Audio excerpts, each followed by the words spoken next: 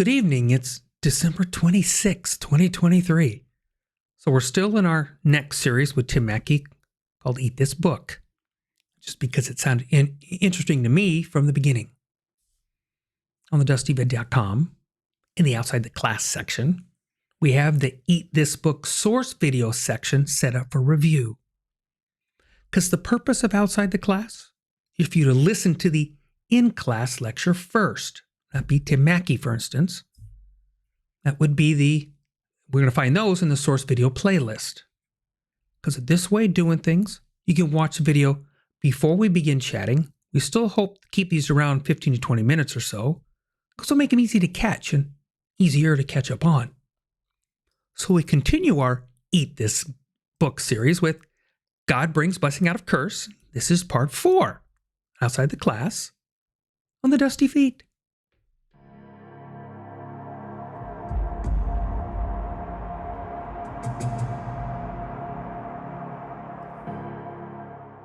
And before we forget, if you find these kinds of podcasts useful, then you click the subscribe button. The reminders, they just help you. But also, if you think that these might be useful to others, that's when you click the like button, because that's the way that YouTube chooses to share these to more people if they wish. So eat this book. God Brings Blessing Out of Curse. This is part 4, right? So I left off with Lamech. For sure, the virus, as Tim coined it, is spreading, and it seems increasing. You know, Tim did slide over some verses that are definitely going to need some boxes, so just make sure you have them ready, because in chapter 6, say verses 2 and 4, they're going to need boxes. Set them up, because they've been discussed, they've been debated now for probably, thousands of years. I expect they'll be on my shelf a bit longer. We're not going to talk about them. We'll leave that for another time. Keep them there. But then Tim does get to the state of affairs on this world of ours in verses 5 through 7. Then the Lord saw that the wickedness of man was great on the earth, and that every intent of the thoughts of his heart was only evil continually. And the Lord was sorry that he made man on the earth at all, that he was grieved in his heart. And the Lord said, I will blot out man from whom I have created from the face of the land, from man to animals to creeping things to birds of the sky, for I'm sorry that I made him. You know, truth is, it's a tragedy beyond human recognition that this despair of God would even get there. That God would reach a point to lament even creation itself. You know, there's a point when I read this really, and it stood out to me. All of creation, those parts of the animals, those crawling things, the birds, all were to suffer because of humankind's actions. You know, I understand that there can be innocent who suffer from the choices of the masses. That's happened all throughout history, specifically post-flood. But these were beings with no choice, right? As in, no miss the mark sin choice. They were just doing what they were created to do. And now, humankind had become their demise. It's funny. I stopped myself as I wrote this, and I was listening to it as I spoke it out loud. And I realized that we're doing the same thing today. In a sense, for destroying creation. But we have no righteous purpose. We only lack the care and concern. It's tragic, really. But God, in his case, things had degraded to such a point that regret entered the scene. God actually paused and had second thoughts. Then God looks out and he realizes, hey, Noah's out there. And the words used to describe him, they're interesting. So I'll give you three versions. NASB. But Noah found favor in the eyes of the Lord. And these are the generations of Noah. Noah was a righteous man, blameless in his time. Noah walked with God.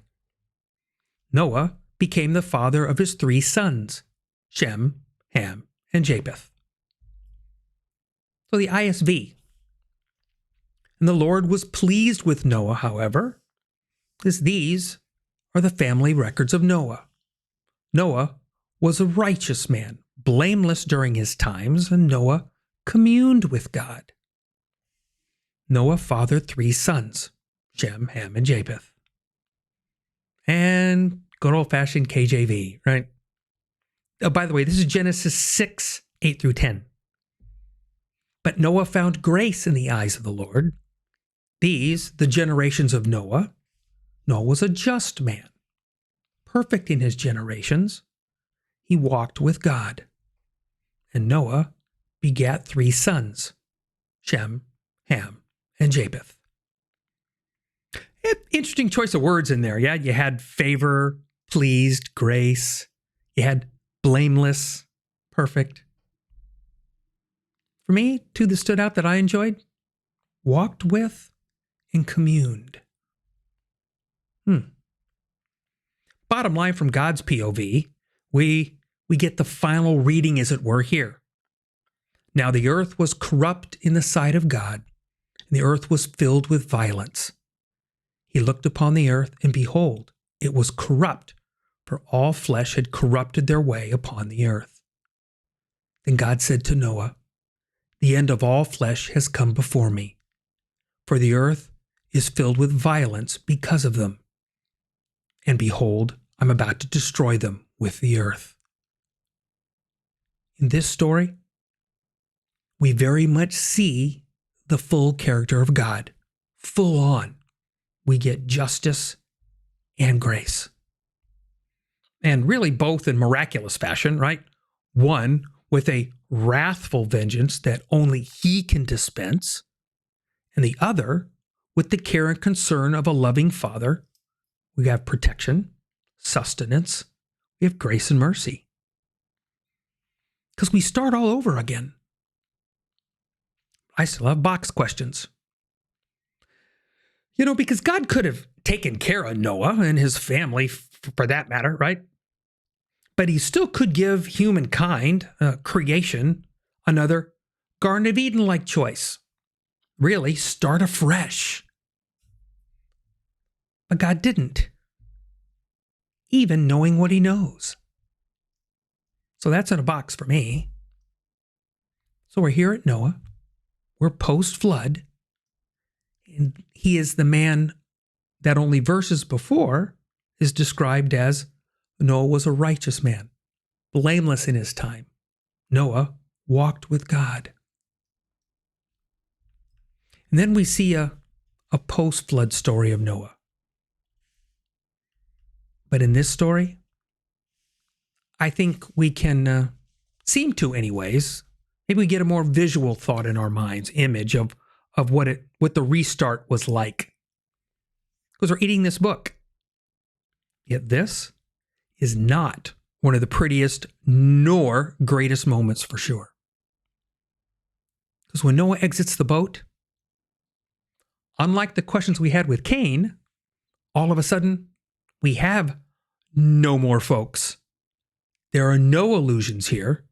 Noah is all alone except for his wife, the three boys, and their wives. 8 people in all the earth. You ever seen an apocalypse type movie with only a scattering of survivors and they're wandering around and they stumble onto each other? Well, we have all the players. They're already here. 8. Noah and his family exit the ark.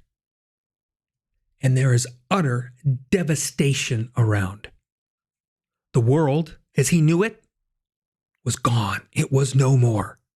Noah is in a strange place. It doesn't say how far away, another box, But since there's no mention of this very large water vessel being anchored down, right? I'm guessing with the stormy weather about, that it was not in the same neighborhood that it landed in afterwards. We have devastation all around, strange land. Nothing is alive except for them, the creatures in the ark, and the fish in the waters. I don't know about you, but I honestly would have some mixed feelings and some messy emotions after this. Because this is a truly apocalyptic event. This is not a children's bedtime story. You know, we like to tell the tale of Noah and the flood with cute pictures and flannel graphs, little twosomes in. Anybody remember what a flannel graph is? We mentioned this in our Jonah series. At times, we need to be rescued from our cute little coloring book tales of the youth and face the real whole story. Because if we were eating this book, eating this story, the flavors, they would be all over the place. Noah, off the boat, devastation around, all alone. Noah stops, builds an altar as a sacrifice with clean animals and birds. We haven't even addressed those yet. Noah has seen the wrath of God at his height. God knows, and he sees Noah in this. So his response to Noah, let me tell you this, I am never going to do this again to the earth. The ground will not be cursed on the account of man. Remember Cain? Man's heart, it's troubled. It's evil with intent. But I will never destroy every living thing again. It's a promise. You have my word. And a sign for you and all of your generations afterwards to attest to that rainbow, that's a beautiful thing to behold. I love eating this book with all of its flavors. Some more bitter than others, yet when I taste those, it makes me appreciate the sweet so much more. Let's do a quick pause. Back to the animals. Since again, those children's stories do more to disservice to this tale than we realize. It's funny, really, with this Noah story. We have the real trauma of the beginning, some important parts in the middle, and the real end, its full end. They are all missed by those cute pictures on a flannel graph stuck on a board. So those animals, 2 by 2, right? Is that all? More questions, maybe. Not in a box yet, but we will eventually. And then I know we're going to open this box back. We're going to open this box back up again in the future. Guarantee it. Then the Lord said to Noah, this is in Genesis chapter 7, verse 1, enter the ark, you and all your household, for you alone I have seen to be righteous before me in this time.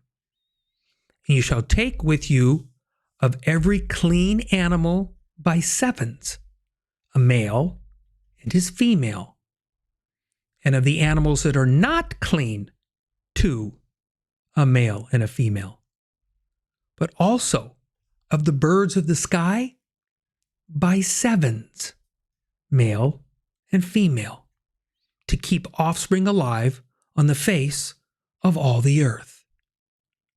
For after 7 more days I will send rain on the earth for 40 days and 40 nights. I will blot out from the face of the land every living thing that I have made. And Noah did according to all the Lord had commanded him. Now Noah was 600 years old when the flood of the water came upon the earth. Are you confused yet? It's not a trick. just seems that the stories that we think we know might not be what we think we know. So the cleaning up of the fullness of this story, it's nice to have it. Here's the box that we're going to put up later. Be taking it down because we got clean animals. Because what's clean animal? The heck does that even mean? We don't have an answer for that yet. It's not here. We will. So Noah's off the boat, offers his clean animal sacrifices, and God responds by assuring Noah that his family, that this level of destruction from him will never happen again while this earth remains. God said to Noah, right, "This is the covenant of which I have established between me and all the flesh on the earth." Then Noah and his family are given the same directives of Adam and Eve, or Adam and Chava. Yeah? Genesis chapter 9, verse 7, right? "As for you, be fruitful, multiply, populate the earth abundantly, and multiply in it." So we know Noah, at least by record, doesn't have any more kids. I could see that. He's 600. Who wants to be taking care of babies at that age? But his kids, of course, they do. And there's some interesting tweaks to the subdue and conquer, right? 9:2. "And the fear of you and the terror of you will be on every beast of the earth and on every bird of the sky, with everything that creeps on the ground and all of the fish of the sea. Into your hand they are given." It's power indeed. I guess the same question arises. Do we use it well? Now it's kind of like the Cain story in a way. We have a story of Noah planting a vineyard. We don't often stop to ask about seedlings and such. Easier to dismiss, but just for fun, how long does it take for a vineyard to mature? Quick, you can Google it, right? The short side, it's 3 years, maybe. Longer end, 7 to 10. Middle of the road, 5. We're not talking about eating. We're talking about grapes that you can mature into something that you would consume. Trust me, the older the better. So Noah becomes a farmer. Does not say what he was before, so he could have been a farmer before, very easily.